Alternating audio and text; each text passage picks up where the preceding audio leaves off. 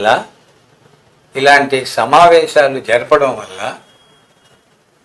ఉత్తర చెన్నైలో ముఖ్యంగా చెన్నపట్నంలో ఉన్న తెలుగు వారికి ఒక మార్గదర్శకమైందని మేము అనుకుంటున్నాం. మీరు కార్యక్రమాలు చెప్పే తీరుని బట్టి చూస్తే ప్రముఖులు రావడం చాలా సంతోషించదగ్గ విషయం. సంస్థకు గర్వకారణం, ఇక్కడున్న తెలుగు వారికి కూడా గర్వకారణం. ఎందుకంటే భానుమతి గారు, సుశీల గారు, జానకి గారు రావడం అనేది చాలా గొప్ప విషయం. మంచి సంస్థ. మీకు చాలా ఈ తెలుగు ప్రజలు మీతో పాటు ఉంటారని నమ్మకంతో మీరు కొనసాగుతున్నారు.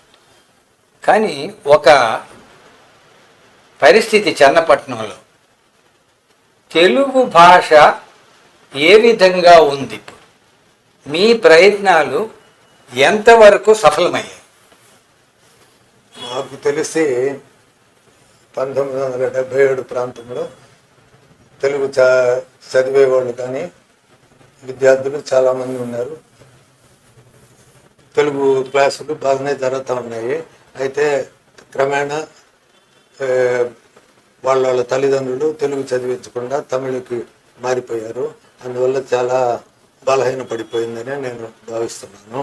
దాని తర్వాత దానికి ఎంతో శ్రమ చేసి ఉంటాం. మేము తెలుగు క్లాసులు ఏర్పాటు చేసి ఉచితంగా తెలుగు విద్యార్థులకి విద్యా సామగ్రి అంతా, యూనిఫాము అంతా ఇచ్చి వాళ్ళని ప్రోత్సహిస్తున్నాము.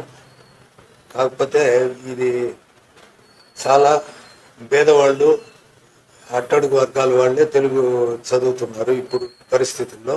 మిగతా ధనికులంతా ఇంగ్లీష్ మీడియం, తమిళ మీడియం అట్లా పోతా ఉన్నారు. అందువల్ల వచ్చేసి తెలుగు చాలా క్షీణించిందనే ఇప్పుడు అప్పటికి ఇప్పటికి చూస్తే చాలా క్షీణ దశలోనే ఉందనే చెప్పుకోవాలి. అంటే మీ ప్రయత్నాల వల్ల కానీ, మీ ప్రయత్నానికి చెన్నపట్నంలో ఇతర సంఘాల ద్వారా కలిసికట్టుగా ప్రయత్నం చేస్తే ఫలితం వస్తుందన్న నమ్మకం మీలో ఉందా? ఇప్పుడు అందరూ కలిసి వస్తే నమ్మకం ఉంది.